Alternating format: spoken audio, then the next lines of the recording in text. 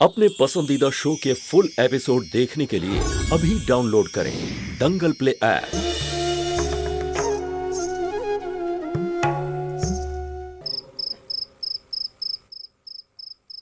অনেক দেরি হয়ে গেল তো। কিছু বলে গেছিল কখন আসবে? না, এক্সট্রা ক্লাস করছে না তো কোথাও।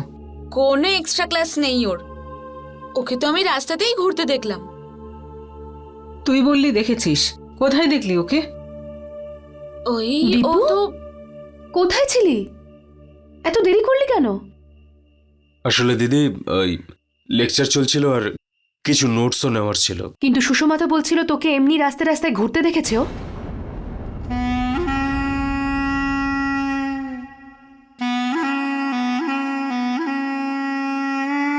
ওর দিকে কি তাকাচ্ছিস?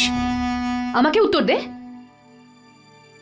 মনে হচ্ছে দিদি ও তোমাকে সব কথা খুলে বলেনি। সুষমা, আমি বলবো নাকি তুই বলবি?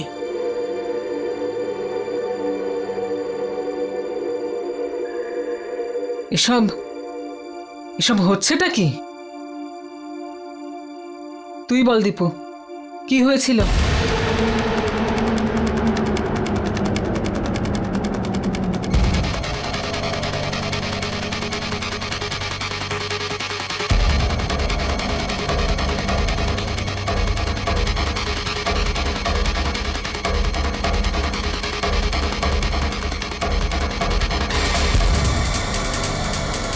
দিদি দিদি সেই ছেলেটা। আমি তো ওর সাথে কথাও বলতে চাইছিলাম না, কিন্তু ও তো মারতে শুরু করলো। তো চুপ করে দাঁড়িয়ে থাকতাম ওখানে? আজকের পর যদি ওকে তোর সাথে দেখতে পাই না তাহলে ওর হাত পা ভেঙে দেবো। এমন কি করেছিল? আমার সব বন্ধুরা ওখানে ছিল, সবার সামনে কত ছোট হতে হলো আমায়। তুই সব সময় আমার ব্যাপারে আসবি না। আমি তো আর বাচ্চা নই না যে নিজের খেয়াল রাখতে পারি না। আর যদি কখনো কোনো অসুবিধা হয় আমি দিদি বা মাকে বলে দেব। তোকে মাঝখানে আসার কোনো দরকার নেই। দীপু, তুই এটা ঠিক করিসনি। আরে যদি ওই ছেলেটার কিছু হয়ে যেত তাহলে? আর তাছাড়া ছেলেটা পুলিশ কেসও করতে পারে। কেন হবে? যদি কোনো গুন্ডা ওর অসুবিধে করে তাহলে ভাই কিছু বলবে না? ঠাম্মি, ও কোনো গুন্ডা ছিল না, আমি দেখেছি ওকে। যদি তোর মাথা খারাপ হয়ে গেছে, তুই কোথায় বোনকে বোঝাবি না ওকে উস্কে দিচ্ছিস? তুই যদি ওই ছেলেটাকে আগের থেকে চিনিস তাহলে ওকে দু চার থাপ্পড় মারলি না কেন? ঠাম্মি, কাউকে অকারণে এভাবে মারা যায় না। হ্যাঁ, তাহলে তুই অপেক্ষা কর। একটা সর্বনাশ হওয়ার অপেক্ষায় থাক, তারপরে ভাববি কি করব। তোর ঠাকুমা ঠিক বলেছেন জ্যোতি। কয়েকদিন ধরে দেখছি বাড়ির পরিবেশ একটু বেশি মডার্ন হয়ে যাচ্ছে। এটা আমেরিকা নয়। আজও এখানে ছেলে মেয়ের বন্ধুত্ব ভালো নজরে দেখা হয় না। মা, মা কি কথা বলছো তুমি? তা কি ভুল বলেছে? ভালো ছেলেরা কি এরকম হয় নাকি? আর তুমি সবসময় ওকেই সাপোর্ট করো কেন? আমার ব্যাপারে কখনো শুনেছো যে কোনো মেয়ের সাথে আমি বন্ধুত্ব করেছি? দীপু, ঠিক করে কথা বল। যে শিক্ষা আমরা পেয়ে বড় হয়েছি সেখান থেকে আমরা শিখেছি যে কোনটা ভুল আর কোনটা ঠিক। আমরা আমাদের সম্মান রক্ষা করতে জানি।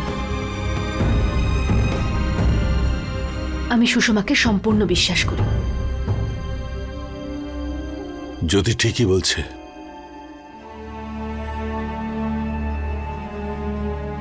আমি জানি আমার মেয়েদের, আমি ওদের ভরসা করি।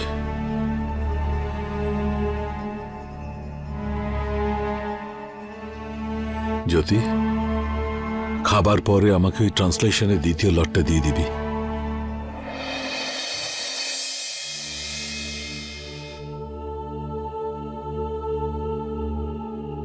মা, 1 মিনিট দাঁড়া।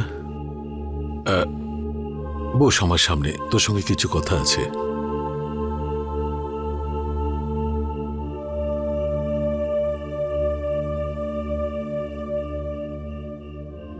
বাবা, যতটা চিন্তা তুমি সুষমাকে নিয়ে করছো ততটাই চিন্তা আমিও করছি। মা, আমি সুষমার ব্যাপারে নয়, বরং তোর ব্যাপারেই আমি কথা বলতে চাই। আমার ব্যাপারে? ব্রজ কেমন ছেলে?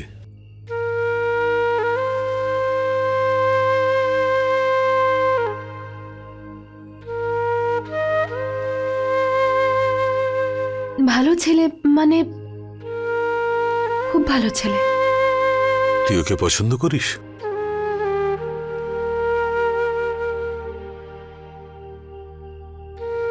চুপ করে আছিস কেন? তুই পছন্দ করিস না? হ্যাঁ, না আমি বলতে চাইছি খুব ভালো মানুষও। এতটা ভালো যে ওর সঙ্গে সারা জীবন কাটাতে পারবি?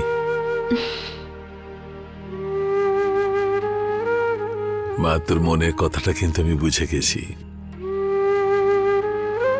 মনে হয় এই জন্য তোর খুব খারাপ লেগেছিল পদ্মার ওকে পছন্দ না করার আর অন্য সম্বন্ধের কথা বলায়। ওই বা কি করবে বল? মা তো। আর নিজের সন্তানদের জন্য একটা অজানা ভয় নিজের মনে পুষে রাখা ওর অধিকারের মধ্যে পড়ে। তাও এরকম অবস্থায় যখন তার স্বামী নিজের সমস্ত দায়িত্ব পালন করতে অক্ষম। বাবা, তুমি প্লিজ এইভাবে বলো না।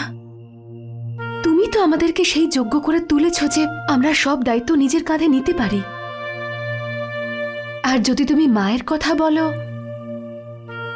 মায়ের চিন্তাটাও আমি বুঝতে পারি বাবা, কিন্তু আস্তে আস্তে সেটাও কেটে যাবে। বাড়িরও লাস্ট ইনস্টলমেন্ট বাকি আছে, তারপর বাড়িটাও আমাদের নিজেদের হয়ে যাবে।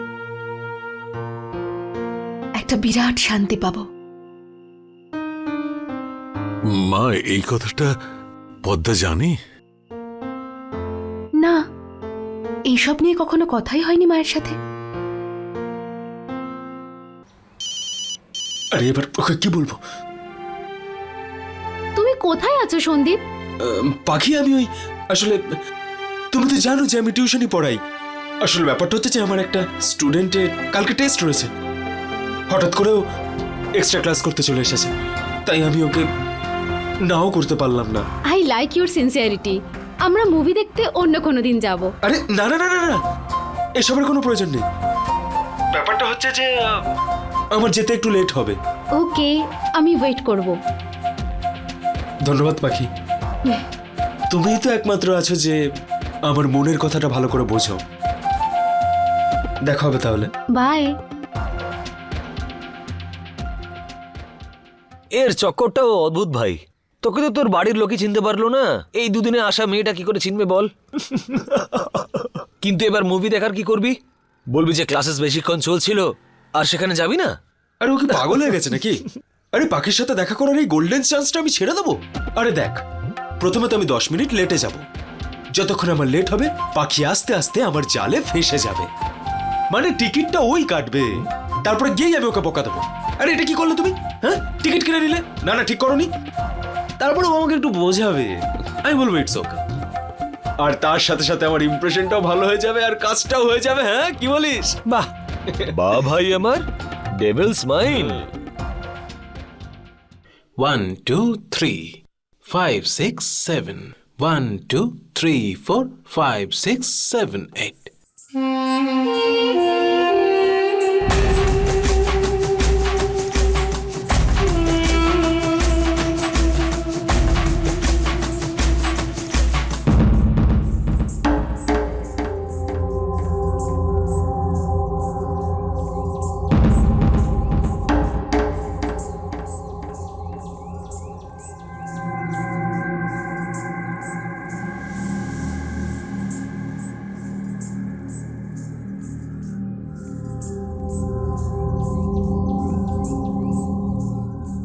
তুমি ভালো করে রিহার্সাল করেছো তো?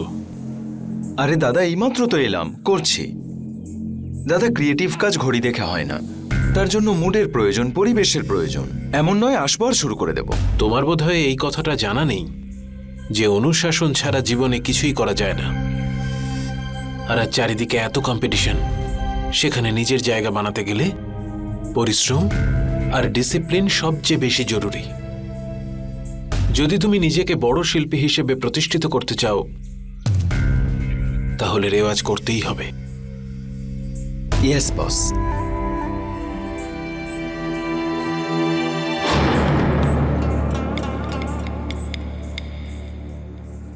করতে থাকো, আমি আসছি।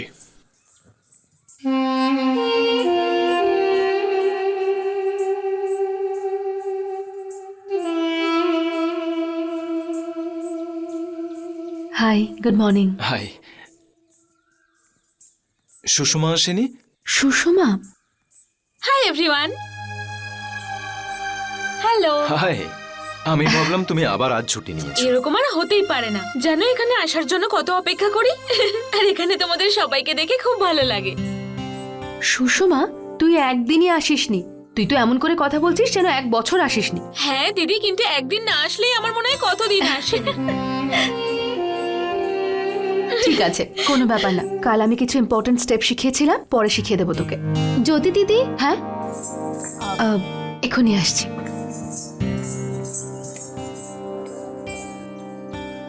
হেই, টেস্ট কেমন হলো? ওকে, যে এরকম সব সময় হয়। সত্যি বলতে পড়াশোনায় আমার সেরকম ইন্টারেস্টই নেই।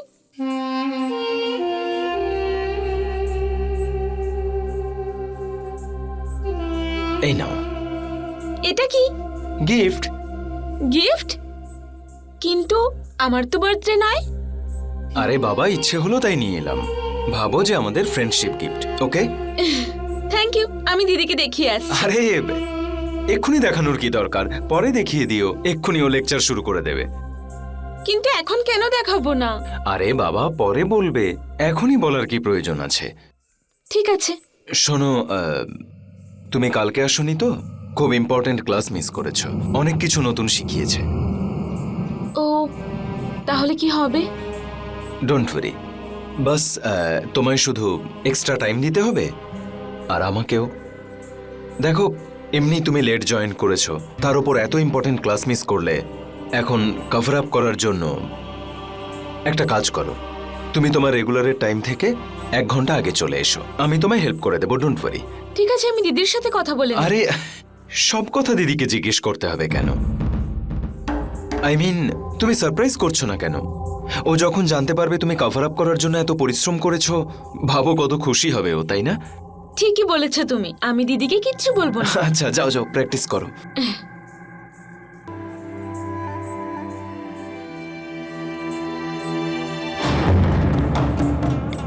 দাদা, তুমি তো এই পারফিউমের বটলটা অন্য কাউকে দেওয়ার জন্য এনেছিলে, তাই না? তাহলে ওটা সুষমাকে কেন দিলে? মার্কেটে শুধু একটাই বটল আছে নাকি? দেখ, যেটা হবে সেটার আশায় যেটা হচ্ছে সেটাকে ছেড়ে দেওয়া বুদ্ধিমান লোকের কাজ নয়, বুঝলি?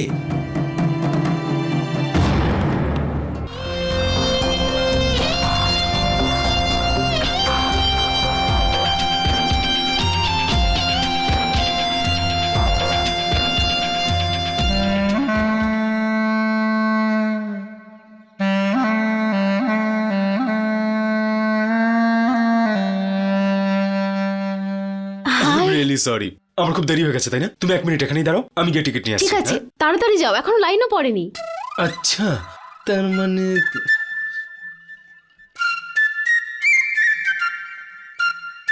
টিকিট কাটেনিও।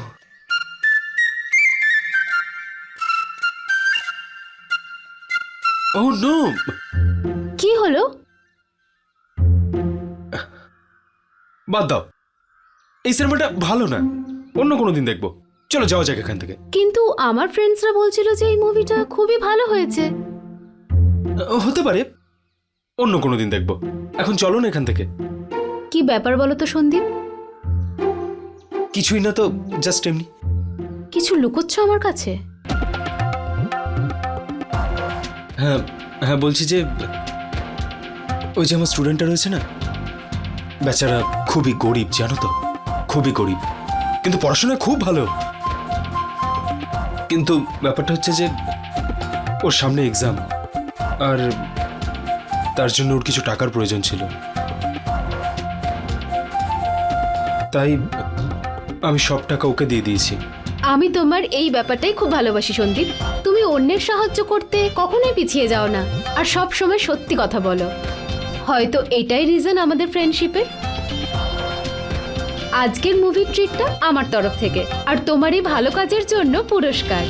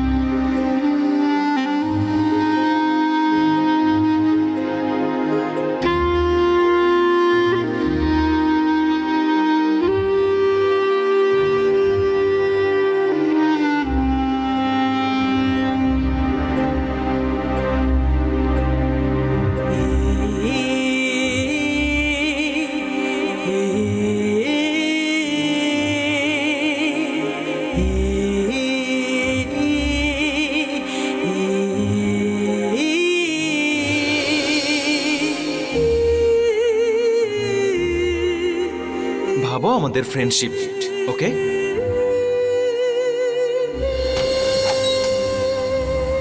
এই কি হচ্ছে আমার সাথে? এইরকম তো শুধু আয়ুষকে দেখলেই মনে হতো, কিন্তু আয়ুষ আর ব্রজ দাদার মধ্যে তো পার্থক্য আছে। তাহলে আমি ওকে নিয়ে এত কেন ভাবছি? তাহলে কি আমি যা ভাবছি ব্রজ দাদাও তাই ভাবছে? 2, 3, 4, 5, 6, 7, 8.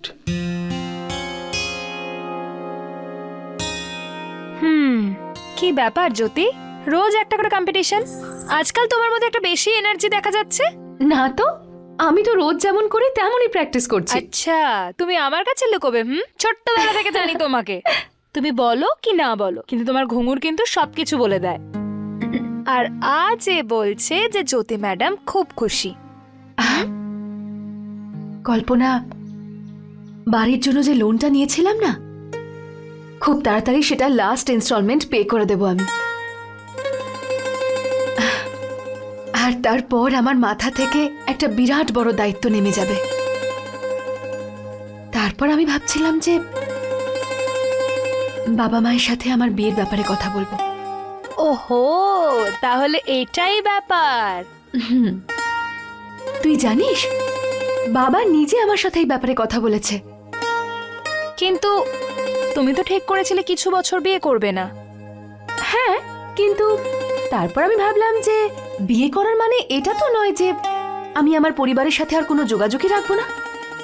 আমার বাড়ির যা যা রেসপন্সিবিলিটি আছে আমার উপর, সেগুলো আমি ঠিক পূরণ করব। অ্যান্ড আই এম শিওর ব্রজর এতে কোনো অসুবিধা হবে না। তার মানে তুমি মনে মনে সমস্ত কিছু প্রস্তুতি নিয়ে নিয়েছো। Thank God, I am so happy for you Jyoti. Kalpana, আমার আর ব্রজর এই স্বপ্নটা খুব তাড়াতাড়ি পূরণ হয়ে যাবে। জানিস, আমি তো বিশ্বাসই করতে পারছি না, আর এইসব ভাবলে আমি খুব এক্সাইটেড হয়ে পড়ছি।